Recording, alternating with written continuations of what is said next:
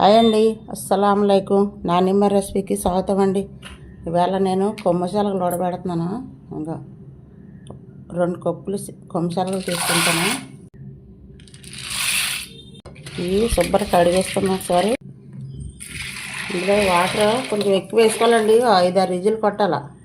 ఇప్పుడు మూత పెట్టేసి స్టవ్ మీద పెడతాను. స్టవ్ వెలిగించుకుందామండి. మీరు అందరూ ఎంతో మంది చూస్తున్నారో, ఇల్లే చూస్తున్నారో, నాకు లైకులు కొట్టుకుంటున్నారు. మరి నేను చేసే రెసిపీ మీకు నచ్చలేదో ఏటో నాకు అర్థం అవ్వలేదు. లైకులు కొట్టండి ఫ్రెండ్స్. మీరు లైకులు కొడితేనే కదా నేను చేసే రెసిపీ మీకు నచ్చుతుందో నచ్చలేదో నాకు అర్థమవుతుంది. లైకులు కొట్టి మీరు ఏదో కామెంట్ పెడితేనే కదా చూస్తున్నారు చాలామంది. నాకు చాలా హ్యాపీగా ఉంది మీరు అందరూ చూసినందుకు. చాలా ఆనందం కూడా ఉంది. మీరు లైకులు కొడితే ఇంకా ఆనందం పడతాను. ఓకేనా? లైకులు కొట్టి కామెంట్ పెడితేనే. లైకులు కొట్టండి ఫ్రెండ్. అయిపోయిందండి, ఉడికిపోయింది.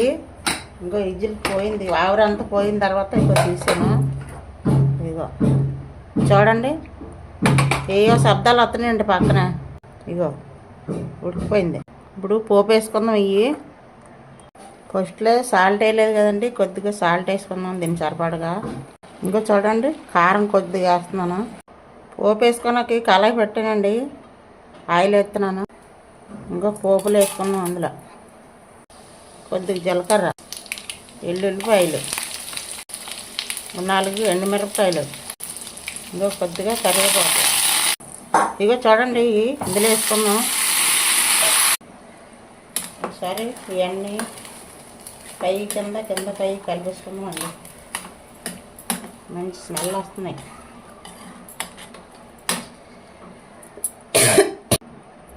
మీకు నచ్చిందండి వీడియో? మరి నచ్చితే మరి లైకులు కొట్టండి. చూడండి, ఇగో ఎంత మెత్తగా ఉడికినాయో. ఈ కొమ్ము శనగలు పోపెట్టాను, చాలా బాగుంటాయండి. మనకి మంచి బలం కూడాని.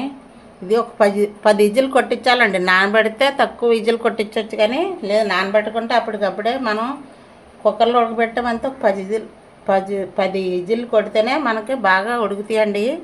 నేను నానబెట్టుకుంటేనే కొట్టాను, అందుకే ఒక 10 విజిల్ కొట్టించాను. ఇదిగో చూడండి ఎంత మెత్తగా ఉడికాయో. ఇలా ఉడికించుకుంటేనే బాగుంటాయి. ఈ వీడియో నచ్చితే లైక్ చేయండి, షేర్ చేయండి, సబ్స్క్రైబ్ చేయండి, బెల్ ఐకాన్ నొక్కండి. నానిమ్మ రెసిపీకి సపోర్ట్ చేయండి. మీకు ఎలాగొచ్చిందో కామెంట్ పెట్టండి ఫ్రెండ్స్. ఎక్కువ చూస్తున్నారు కానీ లైకులు కొట్టలేదు. ప్లీజ్ లైకులు కొట్టండి మీరు అందరూ. మీకు ఎలాంటి వీడియో కావాలో మీరు కామెంట్ పెట్టినా నేను చేసి పెడతాను. ఏ పాత రెసిపీలన్నా చేసి పెడతాను ఫ్రెండ్స్. చూసారా